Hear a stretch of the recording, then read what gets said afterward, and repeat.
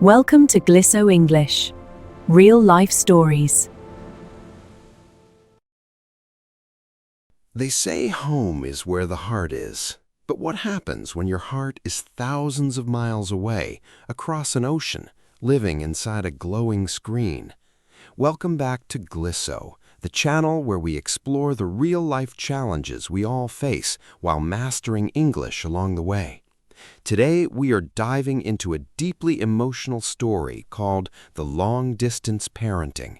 It's a powerful look at sacrifice, the true cost of providing, and what happens when the distance between a father and son finally becomes too much to bear. Grab your headphones, settle in, and let's begin. The glowing screen of Mateo's phone was the only source of light in his small, quiet room. Thousands of miles away, inside a crowded spool gymnasium, a ceremony was taking place. The video feed was grainy, buffering every few seconds, but Mateo's eyes never left the display. When the announcer's voice crackled through the phone speaker, Mateo leaned closer. "Julian Cruz." Mateo gasped. On the lagging screen, a young man stepped forward in a navy cap and gown. Julian looked so tall, so grown up. Mateo raised his hand to the screen, tracing the blurry outline of his son's face. He wanted to shout, to clap, to let out the immense pride swelling in his chest. But in the silence of his apartment, surrounded by the foreign sounds of traffic outside, he remained quiet. His applause would only echo off empty walls. Julian accepted his diploma, smiled for a camera, and walked off the stage. Mateo stared at the screen long after his son had vanished from the frame. Every month for 10 years, Mateo had stood in line at the money transfer office, sending home almost everything he earned. He had traded a decade of bedtimes, soccer games, and quiet family dinners for tuition fees and comfortable clothes. He had built his son's future with hard work, but sitting alone in the dark, watching a pixelated moment he could never replay, Mateo felt the true weight of that price tag. He laid the phone face down on the table, closed his eyes, and finally let the silence take over.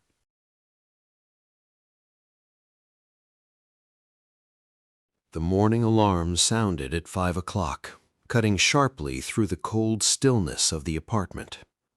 Mateo sat up immediately, rubbing his tired eyes, his body aching before the day had even begun. By 6, he was already at the construction site, pulling on his heavy steel-toed boots and hard hat. For 8 long hours, he carried heavy wooden planks, poured concrete, and worked under the harsh midday sun. He did not complain about the exhaustion or the blisters on his hands. Every drop of sweat had a purpose, and every hour of overtime meant a little extra security for his family. At 4 in the afternoon, while his coworkers headed to the local diner, Mateo walked 3 blocks to the remittance office. The line was always long, filled with men and women holding worn envelopes and tired expressions. They all spoke different languages, but they all shared the exact same quiet burden. When Mateo reached the counter, he handed over his crisp stack of bills and verified the recipient's name. The clerk printed a small paper receipt and slid it across the glass surface. Mateo picked up the receipt, staring at the total amount transferred back home. That number represented a month's rent, groceries, and Julian's upcoming college preparation fees. It was a powerful number, one that made him feel like a responsible and successful father. Yet, as he folded the paper and slipped it into his wallet, he felt a familiar, sharp ache in his chest. That paper was the physical trade he made every single month, exchanging real time for paper currency. He walked back to his empty room, cooked a simple meal of rice and beans, and sat down at the table. He picked up his phone, looking at a photo of Julian from 5 years ago pinned to his wall. He had funded a life he was not permitted to witness.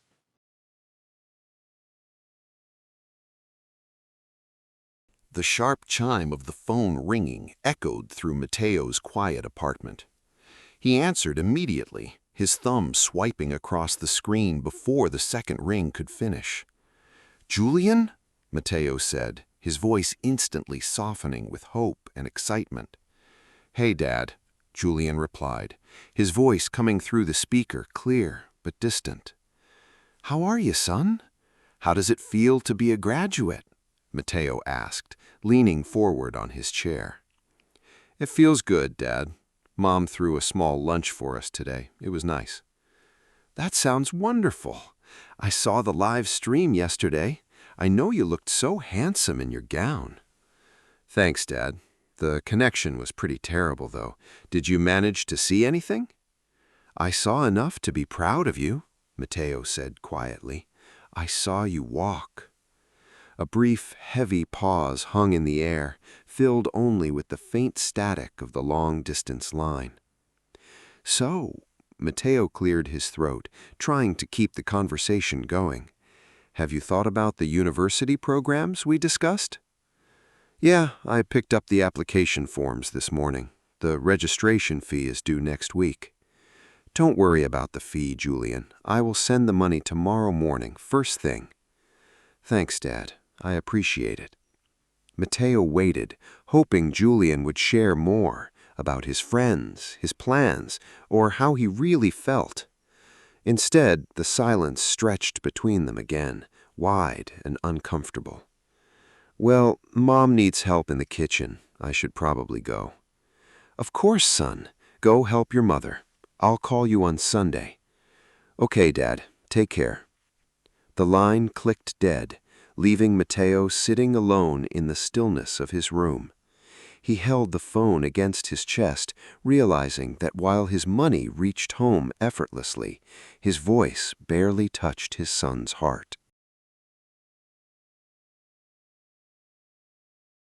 The memory of the day he left always returned to Mateo on quiet Sunday afternoons. 10 years ago, the local factory had closed its gates forever, taking the town's entire economy with it. Job offers vanished overnight, and a mounting stack of unpaid bills sat on the kitchen table like a threat. Julian was only 7 years old then, playing with plastic toy cars on the worn wooden floorboards. Mateo remembered watching his little boy sleep that night, knowing that staying meant watching his family sink into poverty. The decision to apply for an overseas work visa was made out of desperation, not choice. On the morning of his departure, the bus station was shrouded in a thick gray morning fog. Mateo had knelt down on the cold concrete, taking Julian by his small shoulders and looking into his wide, tear-filled eyes. "I'm going away to build a big future for you, son," Mateo had whispered, forcing a smile through his own tears. "Will you come back for my birthday, Daddy?" the little boy had asked, holding on to Mateo's jacket sleeve. "Very soon, my boy. Just be good for your mother, and I will send back everything you need." Mateo had kissed his forehead, pulled himself away, and stepped onto the bus without looking back. He had truly believed that temporary meant a year or two, just long enough to pay off their debts and save a small nest egg. But a year turned into 3, 3 turned into 5, and single payments grew into an unbreakable financial chain. Every time he planned to return, another major expense appeared: house repairs, medical bills, or school uniforms. The city abroad swallowed his youth, while the life he left behind moved forward without him. Sitting on his narrow bed now, Mateo held his old passport in his hand, feeling the weight of that original promise. He had promised to build a future, but in doing so, he had completely abandoned the present. Across the globe, two completely different worlds unfolded under the exact same moon. Back home, the outdoor patio was filled with warm yellow lights, laughter, and the loud rhythm of upbeat music. Julian sat at the center of the wooden table, surrounded by his cousins, classmates, and his mother, who beamed with pride. Plates of delicious homemade food were passed around, and glasses were raised in continuous toasts to his bright future. Julian smiled and clapped along, but every time someone praised his family's success, a quiet shadow crossed his mind. He looked at the empty chair at the end of the table, knowing the man who made all of this possible was missing from the picture. He felt immensely grateful for the food, the house, and the opportunities, but a subtle, unspoken resentment lingered beneath his gratitude. He didn't just want a provider who existed as a monthly wire transfer. He wanted a father who knew his favorite songs and secret fears. Thousands of miles away, in a cramped and humid apartment, Mateo sat on the edge of his narrow mattress. His dinner was a simple bowl of steamed rice and a single tin of sardines eaten directly from the can. Through the thin drywall, he could hear his flatmates, other migrant workers, quietly speaking on the phone to their own distant families. They were all men living parallel lives, enduring identical cold silences in pursuit of a better life for people they rarely saw. Mateo finished his meal, washed his fork in the tiny sink, and walked over to the small window overlooking the busy city below. He looked out at the glowing skyscrapers and bustling traffic, feeling completely invisible in a crowd of millions. He closed his eyes and tried to imagine the warmth of the celebration back home, tasting the bitter balance of his life's design. His work nourished his family's body and secured their future, but it left his own soul completely starved.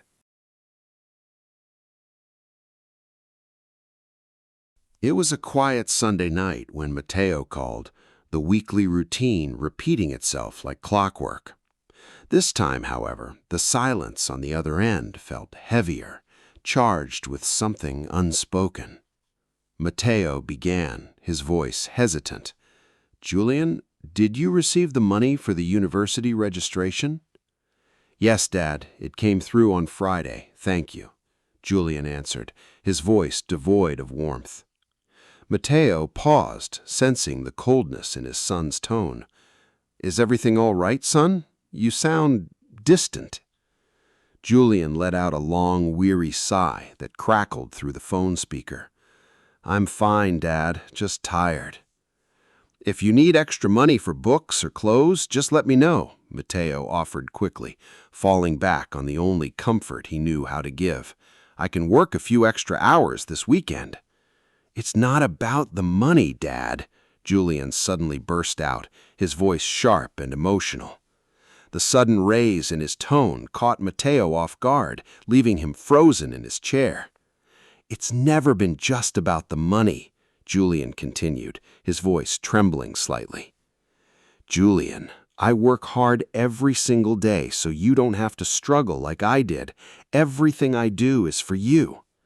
"I know that, Dad. I know how much you suffer over there, and I'm grateful for every single cent." "Then why are you angry with me?" Mateo asked, his heart aching in his chest. "Because I didn't need a bigger house or a fancy degree as much as I needed my father," Julian whispered softly, the words hitting Mateo like a physical blow. "I needed you at my football games. I needed you when I got my heart broken. I needed you sitting next to me at dinner." The line fell into a profound, suffocating silence as Mateo absorbed his son's honest words. "You bought my future, Dad, but you paid for it with my childhood." Mateo opened his mouth to speak, to defend his sacrifice, but no words came out. For the first time in 10 years, he realized that his greatest sacrifice had also been his son's greatest loss. The morning sun filtered through the small, dusty window, casting long shadows across Mateo's quiet room. He sat at his small wooden desk, a blank notebook and an old black pen resting before him. For 10 years, Mateo had kept a strict budget, tracking every dollar earned, saved, and sent home. Today, however, he was not writing down numbers, he was counting the cost of his absence. He drew a vertical line down the center of the page, dividing his life into 2 painful columns. On the left side, he listed the financial victories: house paid off, tuition secured, medical bills covered, stable life. On the right side, he began listing the moments he had missed: 10 birthdays, 10 Christmases, school plays, scraped knees, first heartbreaks. The right column stretched far down the page, each bullet point reading like a quiet sentence of regret. He looked at the number at the bottom of his paycheck, then looked back at the paper in front of him. The math was brutal, clear, and undeniable. He had succeeded as a financial provider, but he had failed as a daily presence in his son's life. He picked up a small photo frame from his desk, a photo of Julian as a 7-year-old boy, smiling with a missing front tooth. He tried to recall the sound of Julian's laugh from that age, but the memory was faint, blurred by years of distant phone calls. He looked into the mirror above his sink, noticing the gray hair at his temples and the deep lines around his eyes. He had given his youth to a foreign city, working endlessly to build a future for a family that had learned to live without him. If he stayed another 5 years, he could save even more money, but Julian would be a fully grown man, a complete stranger. Mateo closed the notebook gently, the weight of the realization settling deep inside his chest. Money could build a shelter against the harsh world, but it could never build a home out of thin air.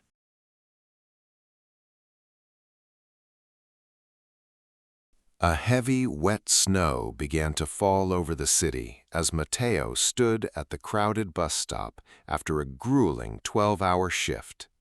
His boots were soaked through, and a bitter chill seeped deep into his bones, making his joints ache. When his phone vibrated in his jacket pocket, he pulled it out with numb, stiff fingers. It was a video call from Julian, not a short, polite text, but an actual call. Mateo quickly stepped under the glass canopy of the bus shelter to answer it. "Dad?" Julian's face filled the screen, illuminated by the soft light of his bedroom back home. "Julian," Mateo gasped, his breath forming a white cloud in the freezing air. "Is everything all right?" "I saw the weather report over there," Julian said softly, his eyes scanning Mateo's shivering face and snow-dusted coat. "It looks freezing. Are you okay?" Mateo tried to smile, wiping a drop of melted snow from his eyebrow. "I'm fine, son. Just waiting for the bus." Julian stayed quiet for a moment, watching his father stand alone in the dark, cold night, thousands of miles away. The resentment that had burned during their last call seemed to dissolve, replaced by a sudden, aching sympathy. "Dad?" Julian whispered, his voice cracking slightly. "I'm sorry about what I said last week. I was angry, but seeing you like that, it breaks my heart." Your eyes welled with tears, the harsh cold suddenly forgotten. "You don't have to apologize, Julian," Mateo replied gently. "You were right. I thought I was being a hero, but I was just absent." "You are a hero, Dad," Julian said, a tear slipping down his cheek on the screen. "You sacrificed your whole life for us in the cold. I just miss you." For 10 years, both men had hidden their true feelings behind polite updates and financial transactions. Now, shivering in the snow, while his son sat in the warmth of home, the walls between them finally collapsed completely. "I miss you too, son," Mateo said, his voice trembling with emotion. more than every dollar in the world. They talked for 20 minutes, ignoring the icy wind and the late bus, speaking not as provider and dependent, but as two human beings acknowledging their shared pain. As the bus finally pulled up to the curb, Mateo stepped aboard, feeling warmer than he had in a decade. The distance between them had not shrunk, but the emotional wall had finally begun to crack open.